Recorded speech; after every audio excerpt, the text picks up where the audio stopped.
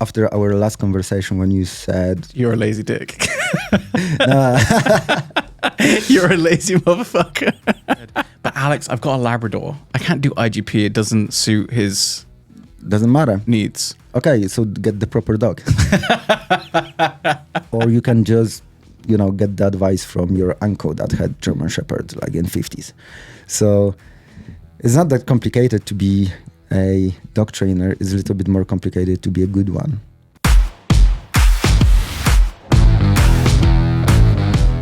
And we are alive. We go from there.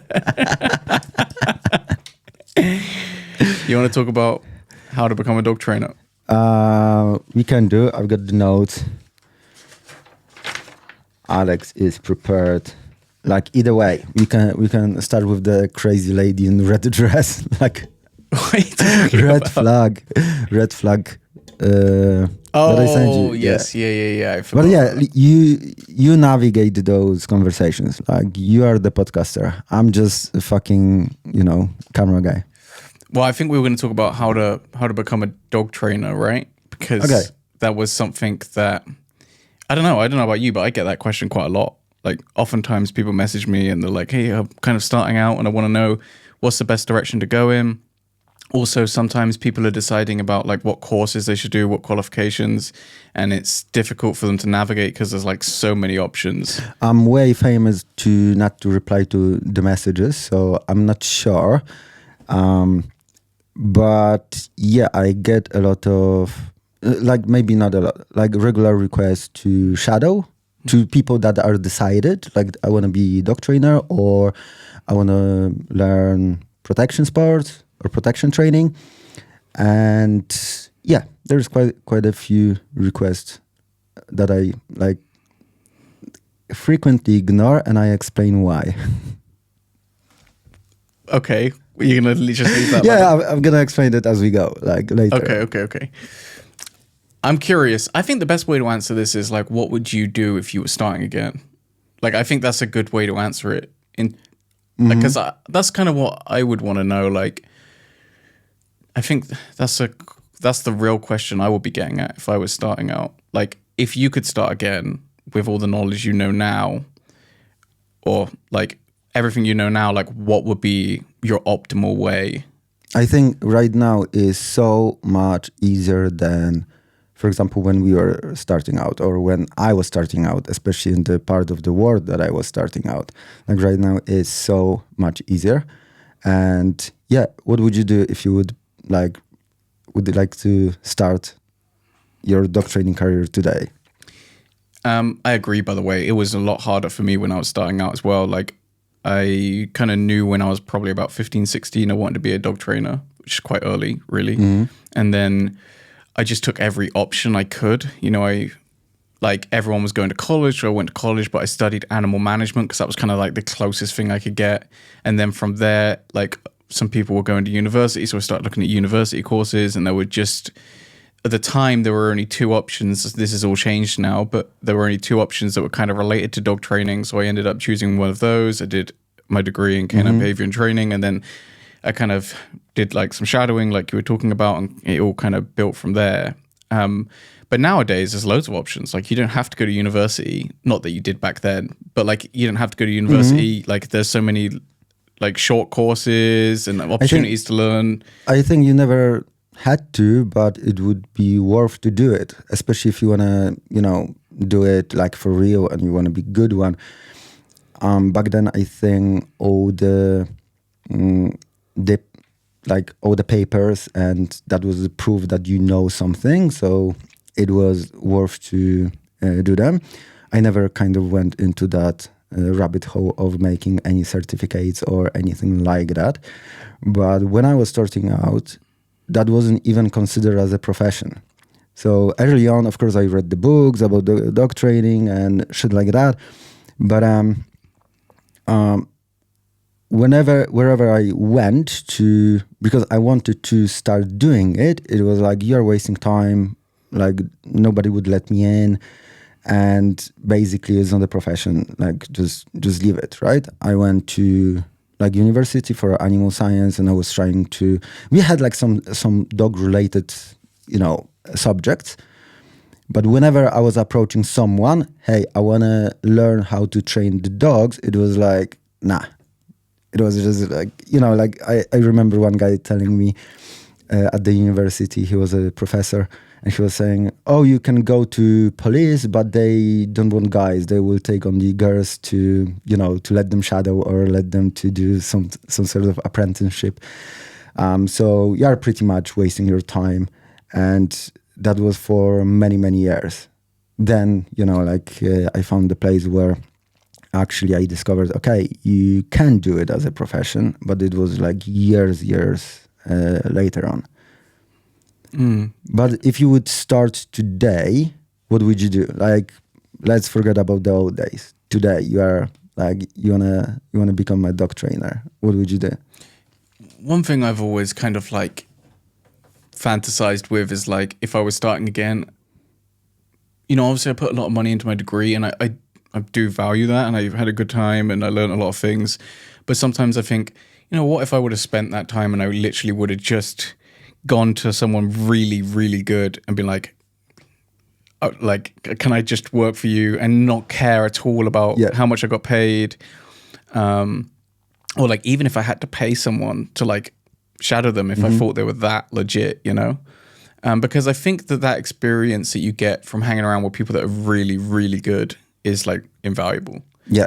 One thing I'm really conscious of though, well, firstly, I don't regret doing my degree though. I'm quite happy. I just feel like it's a good thing to have, just to squeeze that in, I made my degree because when I was born, it was kind of planned. I will have higher education. Like that were my parents, right? So kind of I had to do it, and I just chosen, to go with the animal science.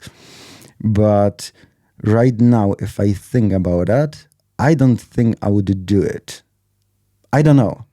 I think it depends. It depends on the person. I don't regret maybe doing it. It was like great fun, but I would start learning hands-on the skill earlier on and put all the chips into that. And then instead of learning some bullshit on the uni that I'm never gonna use it in my life, I would learn about the business more, because this is like the dog training is one thing, but unless you are employed by someone, you have to like learn the business as well. So my regret is that it was like very late when I kind of started to explore those. I was going to say, I think it depends what country you're in a bit as well, because obviously I feel like education is a little bit more accessible here in the UK versus if you're in America, you could go to get a degree and find yourself thousands of dollars of debt. Like maybe that's not such a good career move, but I definitely think that it's worth getting some kind of qualification anyway, just to have something.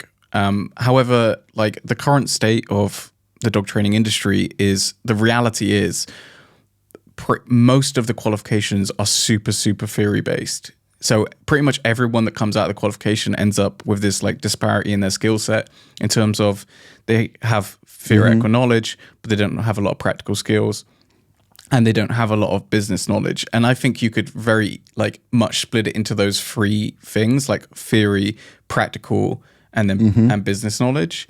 And the qualification gives you like a base level of theoretical knowledge. I definitely think that it can go further, like for sure, on like most of the courses, so that's not something like I would just be like, oh, I'm done. Like I would still want to go deep into the theory, but then you have these other like buckets of practical skills and business skills that like, if you've just done a qualification, like you need to heavily invest in. I don't necessarily mean financially, but I just mean in terms of time. Yeah. So like my first like type of advice would be find a mentor. Don't shadow like random people, find the mentor. And it's so much easier to do it like right now than 15 years ago. When I was starting, like YouTube was for only a couple of years. So there was no, except the Cesar Milan, there was no one on YouTube. Right now you can go on YouTube, like check dog trainers that you like their training, and you can try to shadow them or make them your mentor. Because the thing is about the shadowing is you get a lot of there is a difference between shadowing and mentoring. I think mentor is something what people need, because dog training is kind of hands-on skill. It's like theory is very, very important, but for example, you're not gonna learn to play tennis from the book, right? You have to put the repetitions, you have to put the time in and hit that ball like thousands of times till you will get good at it. And dog training is also mechanical skill. And you have to put those hours in, and having a mentor or the place where you can practice is like essential, I think, if you wanna do good at this. With the all those accreditation, I see one problem with it, that it's pretty much narrowed down to one type of training. It's not like you will go to, or I'm not aware of it, you will go to some accreditations and then they will explain you what is the balance training, what is the positive training, what is the force-free training. So you have like educated decision how you want to train. It's pretty much, at least people that I know that are coming from, they have accreditations but not so much practice, is pretty much narrowed down to one training method or methods, right? Which is, I'm all fine to train this way, or I'm fine with everything. Do whatever you like. If you want to wear a red dress and say that if you do obedience training, you don't understand the dogs, and you have no good relationship with the dog, like that lady from the Rio. But I think to make informed decision how I want to train dogs, you kind of need to learn about all of them and then decide for yourself. Yeah, I agree with that. I think there has become like a big bias, and oftentimes people they're not really getting the whole story, right? Yeah. And unfortunately, like, again, just the state of the industry, you're going to have to fill those holes yourself, more than likely. Mm-hmm. There aren't really, and I think this will change. Like, I do think that will change. I see more and more like this sentiment of people that are kind of fed up of labels and boxes, and just want to learn shit and train dogs and not spend all day arguing. Because right now I focused on like government accreditations more, because there are like private guys like Michael Ellis School or Ivans or whatever others, right? So you can pick and choose what sort of like certificate you want to have. It's still, at least in UK and big part of Europe, and I believe in States, it's unregulated profession. Mm-hmm. So it's, how to become a dog trainer. You just print the flyers and then on Monday you can be a dog trainer. Sure. Right? And without learning anything. Or you can just, get the advice from your uncle that had German Shepherd like in 50s.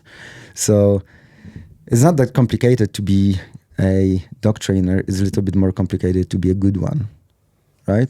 But like right now there is so many options. I think it's so much easier. Like for me to grow and learn more, especially about the sport, I left the country and I went to Finland, because Finland was recognized country. They were doing very good in the dog sports, right? So I went to that country without knowing anything, and I was trying to find the club over there, because I didn't know, like it was impossible back then there was no dog training celebrities, right? So it was kind of little bit like blind, let's go, let's see what I can do. This is a really important factor though, because one thing that maybe I don't like when I'm working with people that are shadowing me, or one trait that I find quite off-putting, is when you don't detect hunger.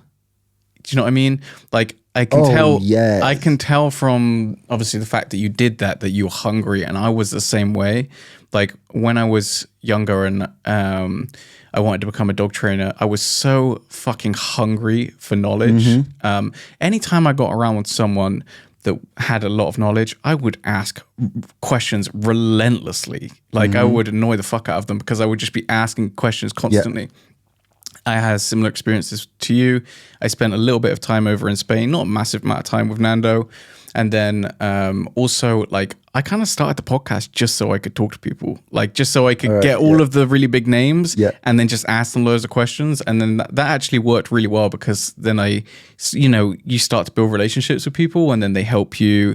And there were like quite a few people that like I would end up having conversations with them about, and that actually massively helped my theoretical knowledge, like hugely. Funny that you mentioned that hunger, which is the reason why I don't reply to many emails, right? If somebody is hungry, will email me another time. And then with the shadowing is like right now, maybe it's a generation, maybe it's a, I don't know, cultural thing, or maybe I'm fucking old, that people, they want to be paid from start, which I'm really not against, but I think it's a little bit spoiling them. And then, if I know a couple of people that they were like paid from the day one when they were learning dog training, and I don't see that hunger. I don't see, like them wanting to improve the skills, where maybe I'm old school, but for example, me and Lila, for the first couple of years, we didn't make a dime out of dog training. And it was just spending all days on the code, like in Finland, -20 occasionally, and trying to learn things and being grateful that anybody allows you like to learn or to shadow them. But so like for me, this hunger is very, very important. And what I would do today is I find the person that I really, really admire, probably, someone that is accessible and very, very good. And then I would offer them something for opportunity to learn from them. Because dog training has very low ROI, like return of investment. You have to invest a lot of time before you will get anything from it. And I think it is teaching work ethic, and it's separating people that they just want to do it for money, or they think it's cool, but then whenever they're not comfortable or they don't have that hunger to improve, right? And I used to say that to young dog trainers that they were starting out, don't do it for money and money will come to you. Because if your first objective is money, then be accountant, or I don't know, like there are other jobs. Well, we're going to get into that for sure with the business side of things, but like you see this reflected online when, there will be a workshop like an hour away and someone will be like, oh, it's too far. Yeah. And it's like, are you kidding me, man? Like, if I think it's worth going to, I'll drive pretty much anywhere. Same thing when I used to go to workshops, and there were some workshops where like people would do like a morning and an afternoon or something like that. So even though you would pay to go to one workshop, they would kind of like run multiple workshops, and I would go and I would just sit there all day. So I would sit through the same workshop multiple times. Yeah. And they were like, who is this weird guy? Because I might pick up something different, especially if they're working dogs. Maybe a different dog comes on the second workshop or something. But it's that kind of like hunger that I really want to see when I see like someone that is interested in doing something, Yeah. On the top of that, I just really believe that you should learn, like there is a difference between having a mentor and different thing, like going on the random workshops and picking up like different things from different people. I think it's worth to learn, like had the deep knowledge or deep understanding of the training with the dog from like with one, let's call it system, and then you can add some tools from other people. I see a lot of even experienced dog trainers that they go to a lot of workshops, but they don't take anything to their toolbox.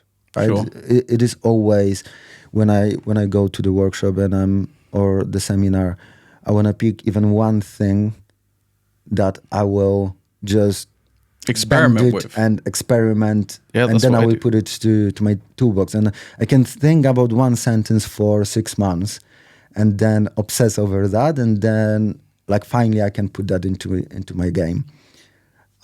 Where if you're just going and then you're like seeing those different approaches, because there are different ways to the same goal, and I don't think there is only one right way of training a dog, right? But especially at the beginning of your dog training career, it can be a little bit confusing. When I was younger as well, and I was like more of a crazy person, my favorite book was Mastery by Robert Greene. Oh, I read that book. Yeah. Which is all about becoming really fucking good at something. It's all about the mastery of something, you know? And for me, that was like a Bible. All right. And a lot of it is exactly what you said about like finding a mentor, etc. But like, yeah, that was something I really obsessed over. It's interesting. I've forgotten what I was going to say. I agree with you, though. I think when you go to things, you have to experiment with stuff. Even now, like you show me things and I kind of experiment with it. And then like after a while, like kind of start working it in. Yeah, like, that happens to me all the time. Even now, like it's not like you ever stop learning, right? I know what I was going to say, because you made the point about the money, and it's like, I totally agree. I feel like maybe because the industry has become more mainstream, I feel like I see more people that are kind of like, oh, it'd be fun to just train dogs and play with dogs. Yeah. And it's like, and I don't feel the passion from them. You know, I feel like that's become more of a thing over the last few years. There's a lot of people that just think it would be a cool thing to do instead of being like really like fucking obsessed with it. And I'm not sure how I feel about that. Like I just, like you said, are you getting into this for the right reason? Because if you're just thinking this is going to be like a fun way of making money, why not just go do something that is more easily monetized? yes, definitely. And then this is the problem in the industry, I think, that there is quite a lot unqualified people that they are giving advice to other people. And there's a couple of reasons why it is happening. For example, if you are, I don't know, good with the social media and you master that, you will be considered as a very good dog trainer based on your following. So people will go, okay, Steve has like 100,000 followers. I'm gonna go to Steve to train my dog, which is not necessarily supported with the skill.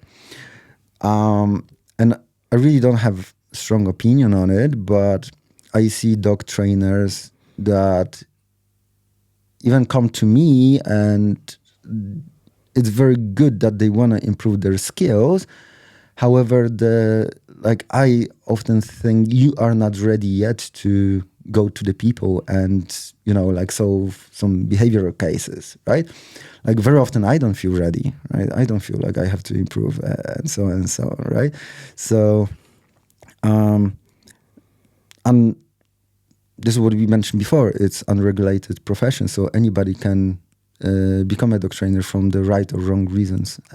One thing that's become like a buzzword in the industry is this idea of like imposter syndrome. And one of the theories about why there is so much imposter syndrome is because like there's a lot of people that literally just are imposters, in the sense that and it's not their fault. Like they're just churned out of the system without the necessary skill set. It's not that they're bad people or anything like that. It's just that they've kind of been like unfairly just not prepared. Yeah, and I think we discussed that like some time ago at least, that there are different phases when you are a dog trainer. At the beginning, of course, you don't know anything, but then 6 months in and you think you got that worked out and you know everything, and you will argue with people with the 30 years experience. I'm not saying it's any sort of that 30 years of experience is proving something. It's only somebody was doing it for 30 years and could do it wrong. But there is this funny time where you think, I've got it worked out. I know, like any dog, any problem, any size, any breed. I know like everything. And then it really takes time for them to grow and understand that, they learn what they didn't know. Because, it is the saying that you know enough to think but you don't know enough to know fuck all, right? And there is a stage, right? And you cannot blame those people that they want to, train dogs professionally, right? Yeah, there's a lot of things I think back on, even not really that long ago, that had a really strong belief about, and now I realize that I don't believe that at all anymore. All right. Like, so for example, there was a time where I was like really pro harness. All right. Okay. And I was like, I don't really believe in using collars. I believe in harnesses because it's better for the dog, and, you're going to do a neck injury in the long term if you're using a collar all the time. And now I realize, like, at some point I realized that was just not true, in the sense that, like, you can make an argument that harnesses impinge movement way more than a collar does, right? Because a collar is nowhere near the legs or anything like that. Yeah.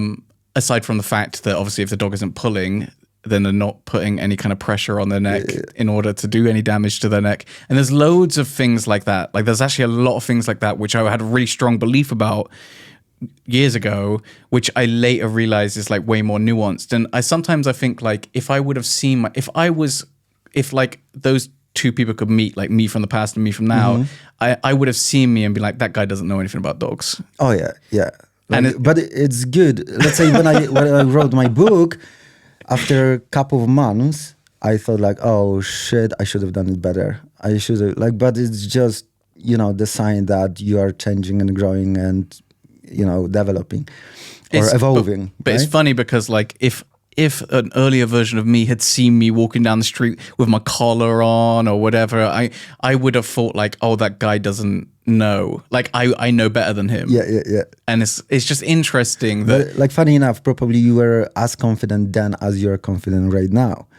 And there is that belief that we dog trainers have, and dog training industry, it's full of ego, we want it or not, that you are right and they are wrong.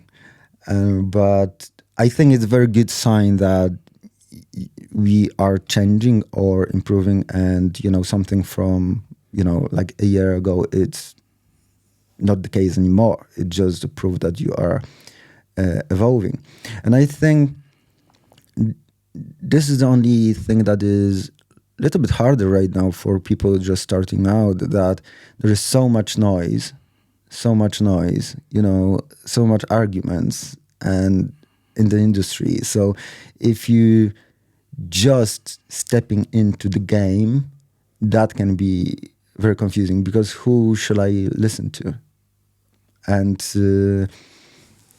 like, people are arguing, having debates and all sorts of things, and that can be confusing. We hear those extreme point of views, let's say, like, you shouldn't be using the collar, right? Or you shouldn't be training obedience. And then, you shouldn't be training recall without the e-collar. And those are those extreme kind of stances, right? And then it can be very confusing for people starting out, and it can be very confusing for the dog owners, because they, where should they go? Yeah, I don't know, because I wasn't like interacting with that world as a newbie. I'm not sure that that's worse than just radio silence, which is what it felt like for me, or like a real lack of information. Like, there were books and shit, but like there wasn't like what the riches of information that we have now. And I think if I was going back, and like, I think if you would have asked the like hungry version of me as a kid, like, would you rather have like overwhelming information or like radio silence? I would have like, give me the overwhelming information. That makes total sense. Like, I'll listen to it for hours and hours a day, and then I'll make my own opinion on it, and do what we spoke about at workshops, experimenting with stuff, and seeing what works for me. But also, you were talking about like, well, what would you do differently? Like, one thing I didn't do when I was earlier in my career is dog sports, because I thought they weren't relevant. That was something what I was going to right now. Yeah. Because I didn't really realize that they were relevant. I was like, I don't care about dog sports. I care about becoming the best pet dog trainer. But what I have realized over the last few years is this hole that exists in the industry or in the pet dog training industry of like getting loads of theory knowledge through the qualifications but not getting the practical experience is like really well served by dog sports. Like I don't know that there is a better way of doing that other than maybe mentorship. And it's not it's not like you have to choose one or the other though. This is what I say, that the dog sports are unforgiving. Yeah. You score the points or you bring the behavior to a certain level or you don't. And then you know what works and what doesn't work. As simple as that. So in the place where I was starting, it was the requirement to have a dog and train it into dog sports, right? Which I love it. Like right now, if like with Lila in temperament dogs, we wouldn't get anyone to the team that is not involved in at least one dog sport. Why the dog sports? First of all, you will cut through the noise because you will start doing things and then you will see what is working and what is not working, right? If it goes for choosing a dog sport, ideally you want to choose the one that will have some, like you can get some skills from and use them in your pet dog work, right? Pet dog training.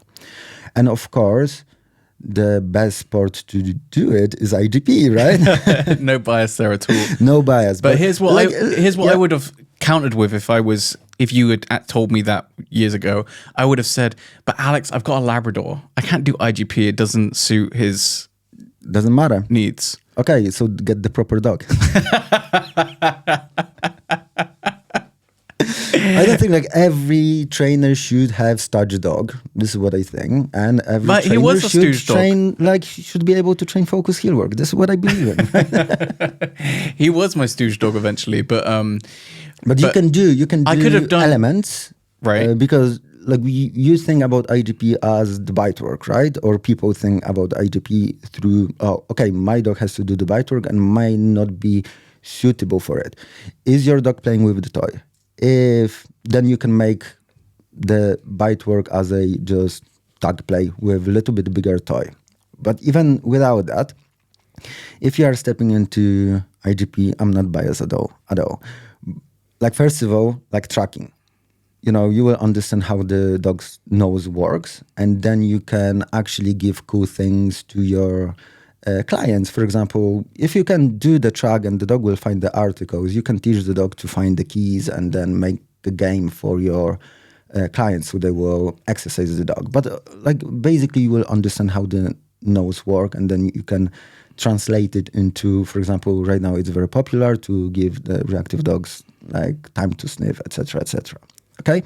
Then obedience, you will learn how to teach the behavior, which is heel work, sit down, stay, whatever, bring the thing. You will sharpen those skills, and you will be much better in teaching heel work or walking, like loosely walking or whatever, with your pet dog owners. And we have the protection. You will have like deep understanding of drives, if it goes for guarding or aggression or prey.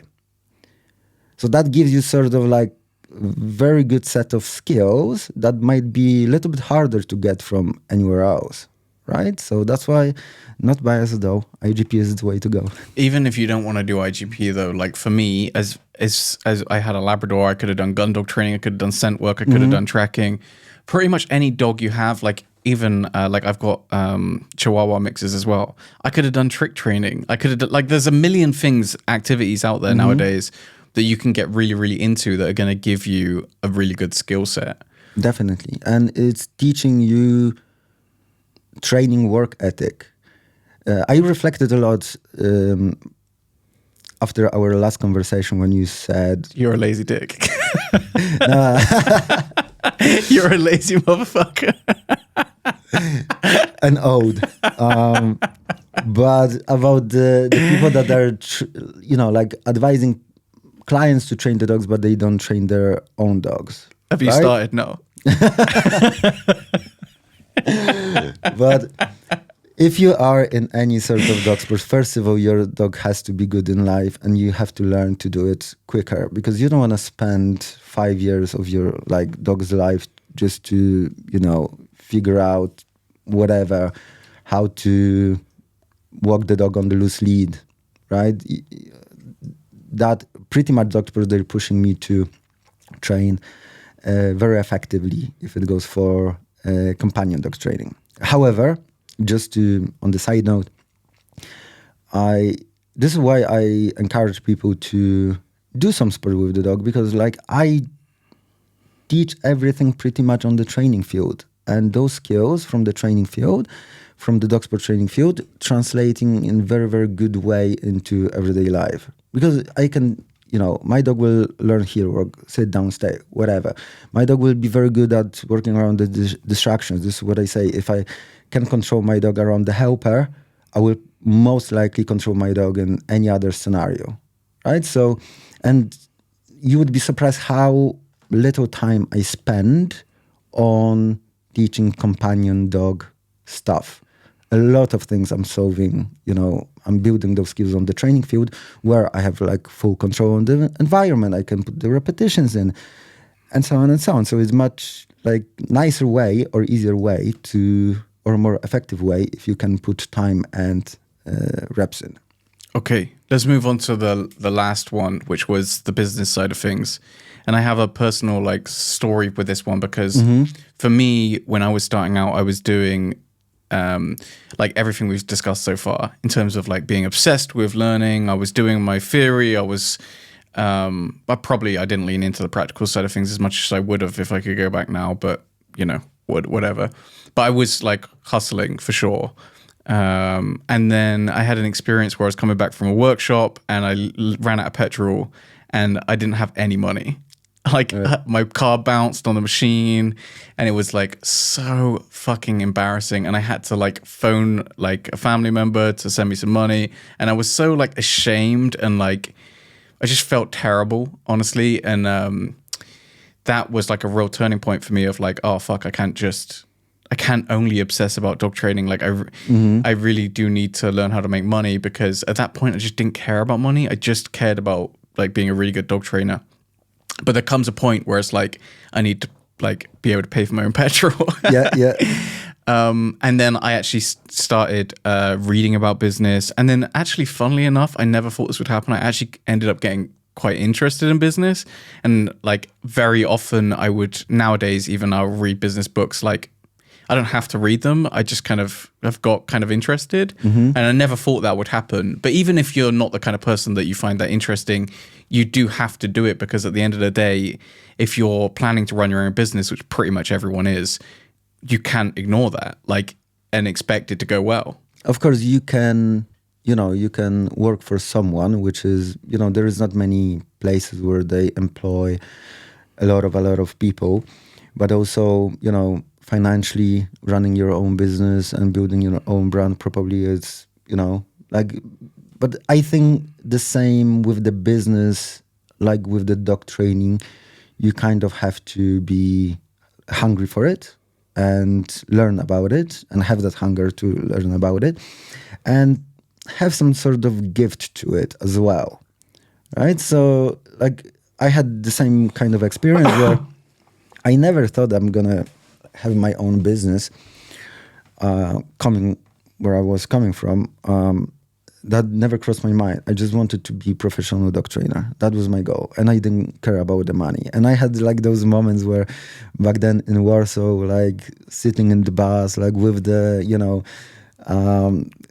clothes from charity shop, because I spent everything on, I didn't make any money, right? So, and it happened very late, where I started to, hey, you can learn about the business and you can run your own business. And I got, like, if you can put the same hunger and energy that got you to be a, decent level dog trainer into the business side of it, then you're going to make it.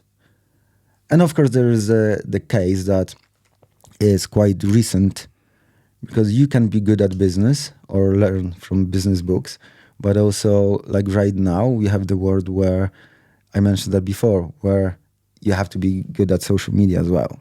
So, or you will get good at this, or you have to associate it with people that they are good at it.